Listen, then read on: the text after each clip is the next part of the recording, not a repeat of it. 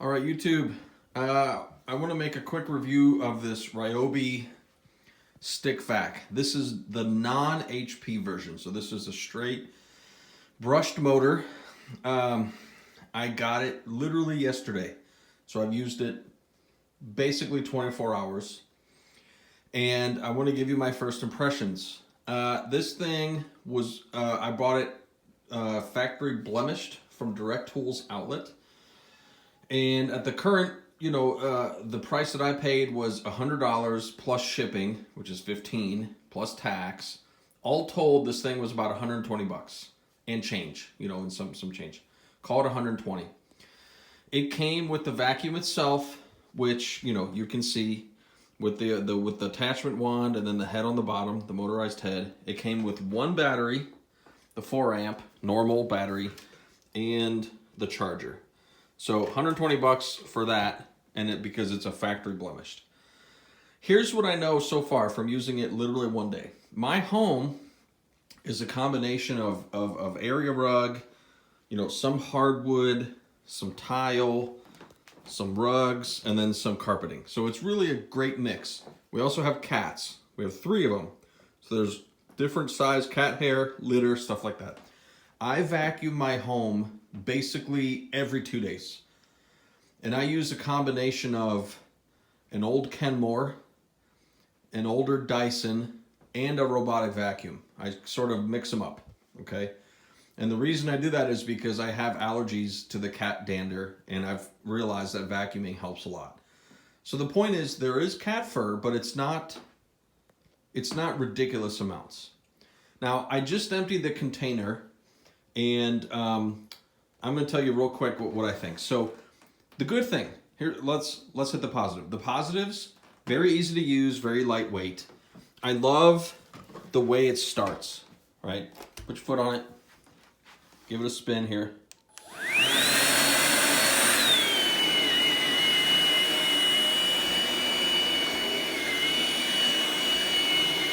You can turn the head off if you're on the, and then you can turn up the speed.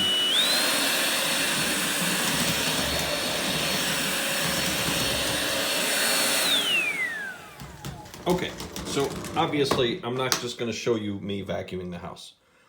All right, this is what I've seen. I can vacuum literally my entire house, which is 2 floors, about 1,800 square feet, if I'm on the low battery setting and with the brush head going. And I use roughly a quarter of the battery. So that's pretty good for me. That's good because I like to hit this house, I like to vacuum every day or 2 anyway. So that's the benefit. The benefit is I can have a battery last a couple of days, and I do a quick touch up and I'm good to go. Okay, I love the feel of the hand. I've heard people complain that it's a little bit heavy in the wrist.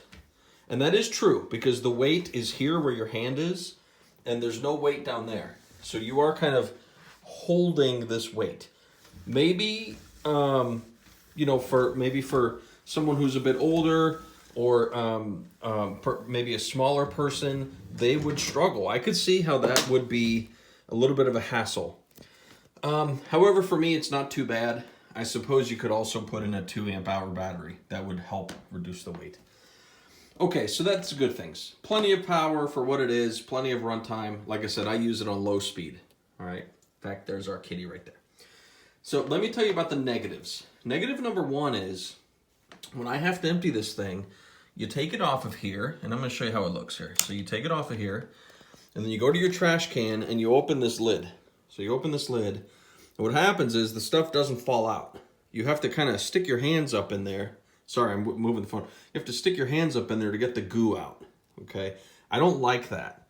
My Dyson, I can normally just kind of smack it on the side of the trash can and the stuff falls out. So I'm not a big fan of that. Also, the rollers, I've noticed literally after one day that there was a lot of hair stuck around these rollers. We do have 4 of us in this house, and my wife and one of my boys does have long hair. And so, that's something you got to watch out.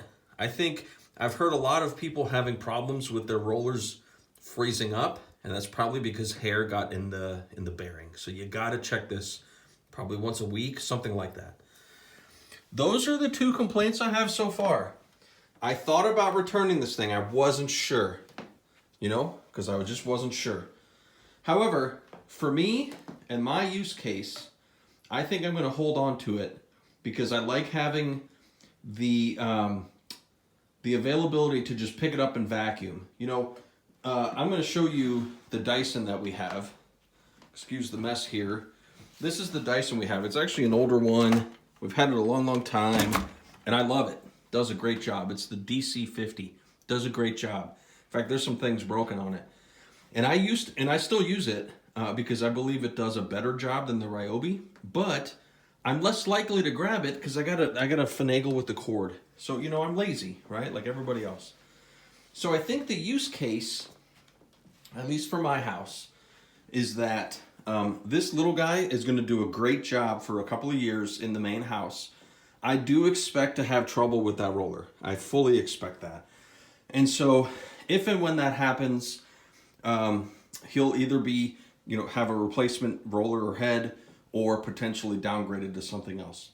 In general, I believe this thing is worth about $100. I know they're going for 120, 150, I don't know. They even have an HP version for, I believe, 200, but with the Ryobi deals, you can get it for 100. That's not too bad. I don't know if this will replace your main household vacuum. If you don't have a lot of carpet, I think it could. But for our purpose, it's going to be, like I said, basically a third vacuum that will do basically the daily touch-ups that you need to do when you have cats. So anyway, I want to thank you for watching. I appreciate any comments down below. And, you know, after I have this thing, maybe a month or a couple months, I'll try to make a few more shows about it. All right, thanks so much.